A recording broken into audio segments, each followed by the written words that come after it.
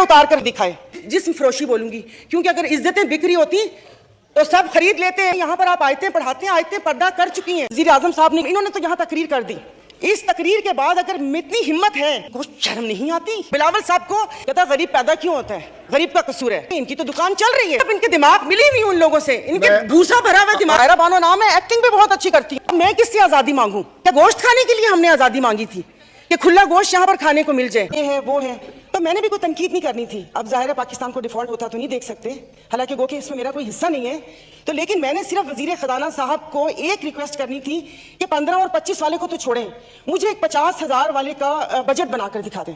तो ये कौन सी बात है कि आप आए, आप जिस दुख तकलीफ और कर्ब से गुजरते ही नहीं है, उससे गुजरते ही नहीं है, और आप यहाँ पर आके भाषण देते हैं कि ये हमें मुश्किल फैसले करने पड़ेंगे। मुश्किल फैसले अपने लिए करें ना, अपने लिए क्यों नहीं करते?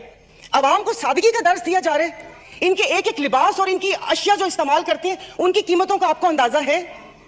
डेली एक फोटो शूट आता था, 15 लाख रुपए का कोट, 10 लाख का जूता, 15 लाख का स्कार्फ। ये एक पाकिस्तान जो डिफॉल्ट हो रहा है, वेंटिलेटर पर है, उसकी आवाम को ये मजाक, एक तस्वीर ट्विटर पर डेली शेयर होती थी। मुझे सिर्फ एक 50,000 वाले के जीने का हक छीन लिए उन लोगों से।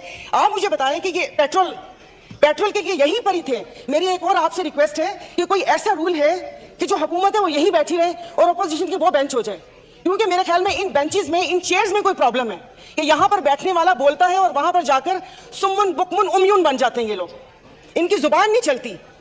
और यही जब मैं वहां पर बैठ के हुकूमत पर तनकीद करती थी तो यहाँ पर सब बैठे डेस्क पे जाते थे। आज जब मैं यहाँ पर खड़ी होकर हुकूमत पर तनकीद करती हूँ तो उन सबको प्रॉब्लम होता है। तो जनाब स्पीकर, इन्होंने तो यहाँ तकरीर कर दी। इस तकरीर के बाद अगर इतनी हिम्मत है, कल मैं एक ग्रोसरी शॉप तक गई थी, वो भी कोई F6 नहीं गई थी, यहाँ कोई चाइना मार्केट के पीछे कोई दुकान है, वहां पर जाकर आप लोगों की तकलीफ, उनकी आंखों से उनका अंदाजा लगा लें।